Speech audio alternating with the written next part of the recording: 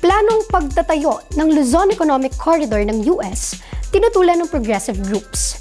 Ilang libong ektarya, planong gamitin para sa paggawa ng military technology. Panibagong barikada laban sa mining operations, itinayo sa Nueva Vizcaya. At mga residente ng Toboso, idinetalye ang operasyong militar sa likod ng tinaguriang Negros 19 Massacre. Yan at iba pang balita ang ating tutukan sa Alab.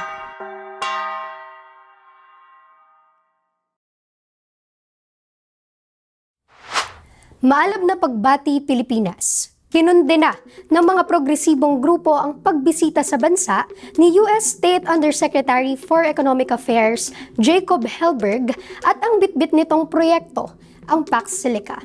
Binisita ni Helberg ang New Clark City kung saan planong itayo ang isang bahagi ng Luzon Economic Corridor sa ilalim ng Pax Silica Initiative ng US.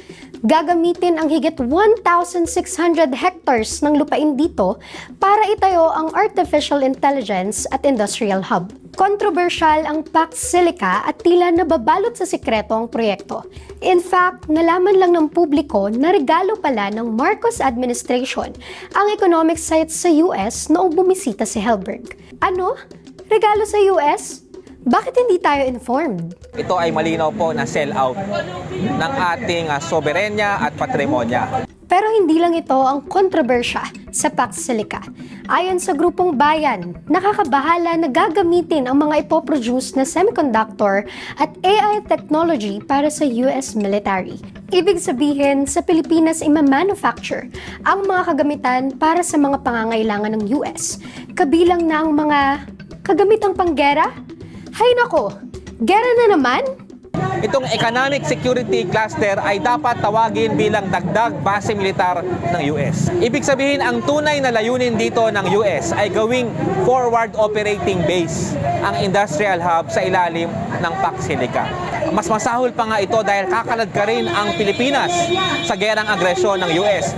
Ang industrial hub na yan ay maaaring targetin ng mga kaaway ng US. Pinabulaanan din ng grupo ang pinagmamalaki ng Marcos administration na makakatulong sa ekonomiya at dagdag trabaho ang pagtatayo ng Luzon Economic Corridor.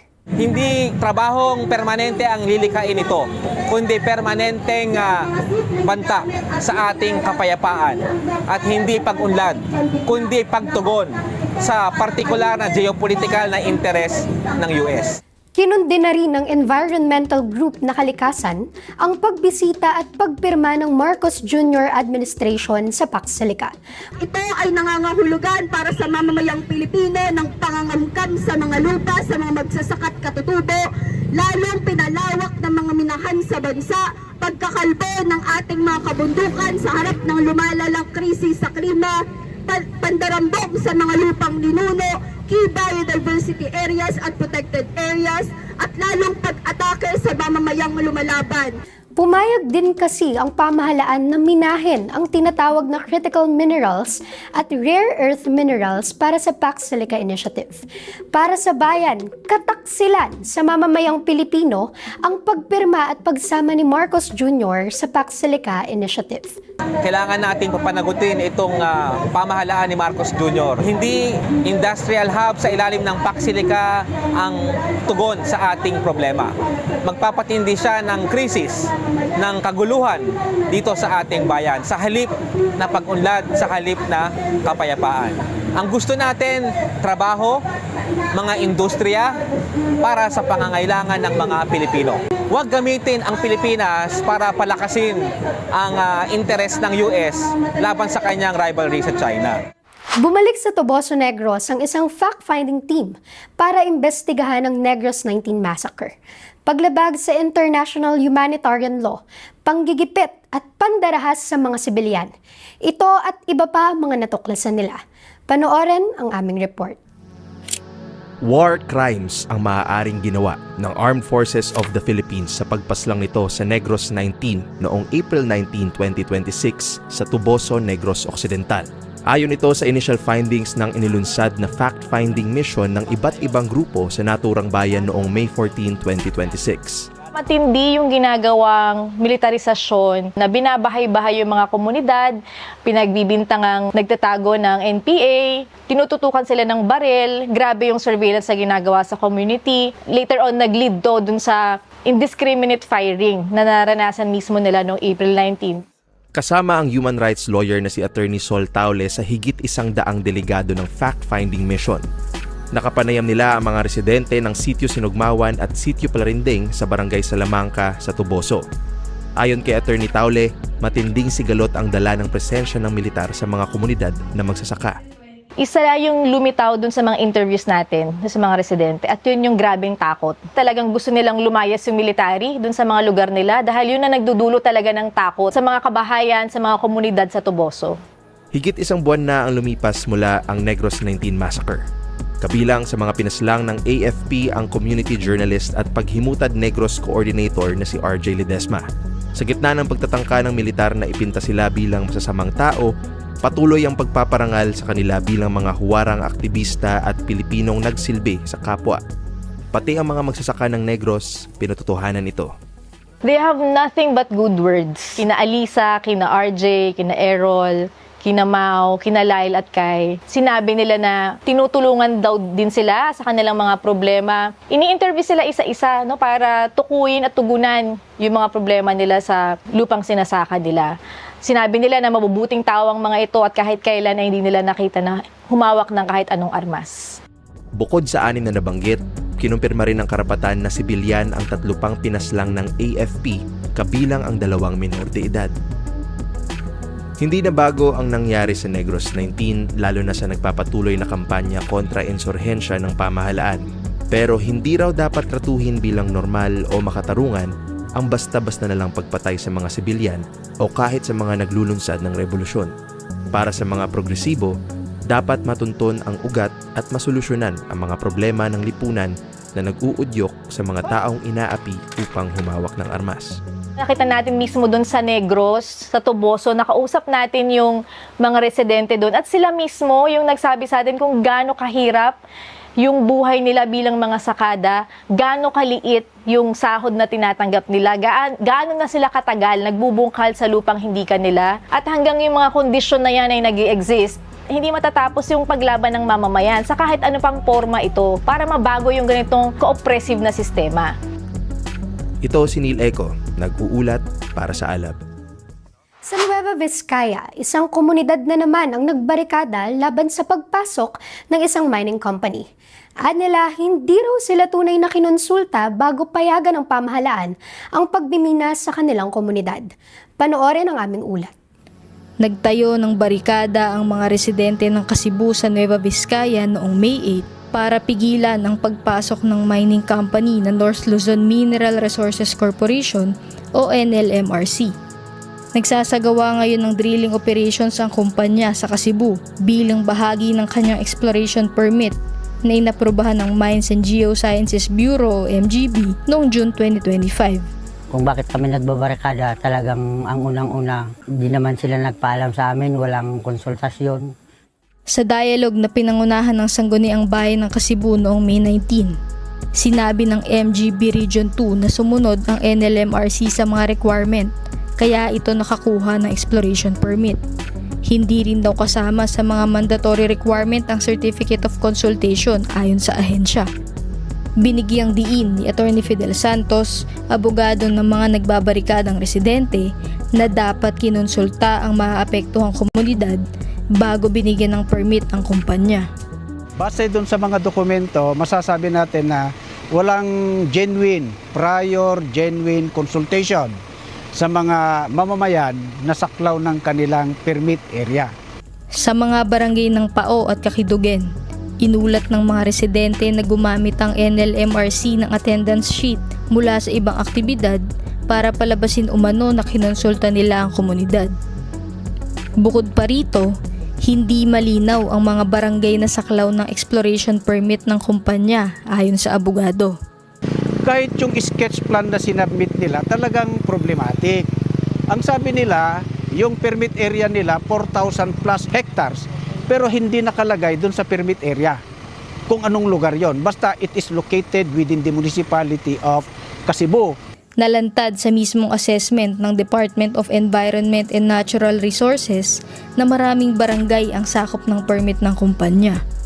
Nung plinat nila yun, base doon sa technical description, lumilitaw na yung permit area nila, hindi lang pala Pao, Kakidugin ang saklaw nito.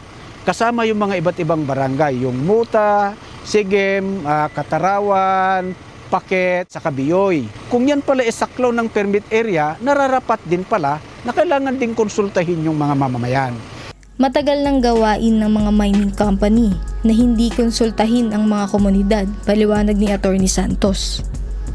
Palagit nilulusot ng mining company yung requirement na yan kasi alam ng mining company na hindi sila makakakuha ng exploration permit.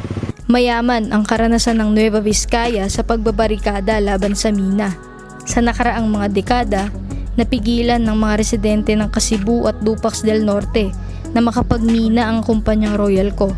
Ngayong 2026, pansamantala namang napatigil ng mga residente ng Dupax del Norte ang exploration activities ng Wogel Corporation.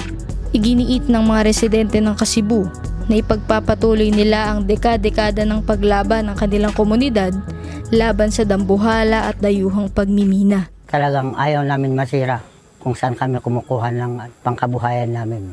O pag ma-operate na yan, wala na. Hindi na kami pwedeng magtanim ng mga luya at saka saging. At saka talagang ayaw namin ang big scale mining na yan.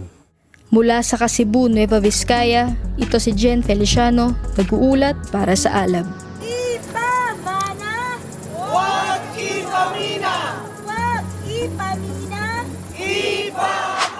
International Journalism Prize para kay Frenchie May Cumpio, pag-alma ng mga unyon dahil sa pambabarat sa sahod at pagbasura sa financing terrorism case ng isang NGO sa Cebu. Ito at iba pang balita ang nakalap ng Alter Media member outfits sa nagdaang linggo. Panoorin yan sa Network Pasada. Masayang balita ang paggawad ng International Award sa nakakulong na journalist na si Frenchie May Cumpio. Isa si Frenchie sa nakatanggap ng Courage in Journalism Award ngayong taon. Iginawad ito ng International Women's Media Foundation.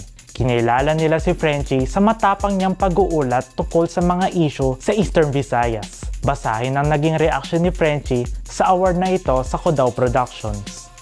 Samantala, pinaiimbestigahan ng Grupong Karapatan Central Visayas ang mga posibleng paglabag ng Armed Forces of the Philippines sa International Humanitarian Law sa operasyon nito sa Kawayan Negros Occidental. Kabilang rito ang tila paghihigpit ng AFP sa impormasyon tungkol sa mga labi ni Vince Francis Dingding, isa sa 5 miyembro ng New People's Army na pinatay. Tinitingnan din nila ang anggulong posibleng tinatakot ng militar ang mga magulang ni Dingding. Basahin ang ulat ng Paghimutad Negros sa kanilang website. Pambabarat sa sahod at benepisyo ang nasa likod ng sunod-sunod na mga protesta ng mga manggagawa mula sa iba't ibang kumpanya. Ilan sa mga kumpanyang ito ang LBC Express, PLDT at Day One Craft Philippines. Naghain na ng notice of strike ang union ng LBC Express dahil bukod sa karampot na alok na wage hike, nagmamaneobra rin umano ang management para mapalitan ang regular na empleyado. Samantala, standstill naman ang collective bargaining agreement ng union at management ng PLDT dahil sa anilay pagkakait sa karapat-dapat na sweldo at benepisyo para sa mga manggagawa nito. Hiling naman ng Independent Union ng Day One Craft Philippines na ibigay sa kanila ang 20 pesos na dagdag sahod at iba pang benepisyo sa pagsasara nila ng CBA. Bisitahin ang Facebook page ng Mayday Multimedia at Pinoy Weekly para sa mga ulat. Itinuturing na malaking tagumpay ng human rights groups ang pagbabasura ng Cebu Regional Trial Court sa kasong terrorism financing laban sa grupong Community Empowerment Resource Network Incorporated o CERNET.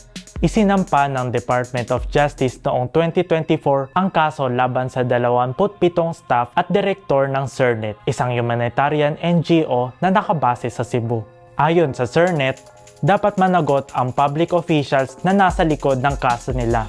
Panggigipit umano sa mga kritiko at humanitarian workers ang pagsampa ng financing terrorism. Patay sindi ang kuryente nitong mga nakaraang araw dahil sa rotational brownout. Akala nyo ba mababawasan ng singil sa kuryente dahil dyan? Mali! Alamin yan sa ating balita with feelings. Ang taas na nga ng singil sa kuryente buwan-buwan. Tapos ngayon, may rotational brownout pa. Ilang araw na kasing red at yellow alert ang Luzon at Visayas grid.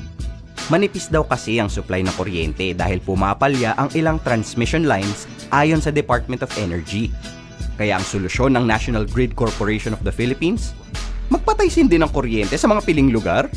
Ano masasabi ng mga kababayan nating apektado nitong rotational power outages? Ang mahal-mahal, ang hirap-hirap na nga ng buhay, ang mahal pa ng siringingin sa kuryente, tapos lagi pang brownout, lang perwisyo talaga yan sa mga katulad sa amin mahihirap. Kung saan pa yung napakatindi ng init ng araw, saka doon mawawala yung kuryente. Lagi na nga nagba-brown out, diba? Tapos kami hindi na nga tumaas yung consumption namin sa kuryente, ganun pa rin naman. Pero yung 2K na dapat sana pang grocery na lang namin, dumagdag pa siya dun sa binabayad namin para sa utilities. Ang laki nga naman ng binabayaran ng mga Pilipino every month. Bakit hindi pa-repair kung may sirang pasilidad? Bakit hindi gumaganda ang serbisyo?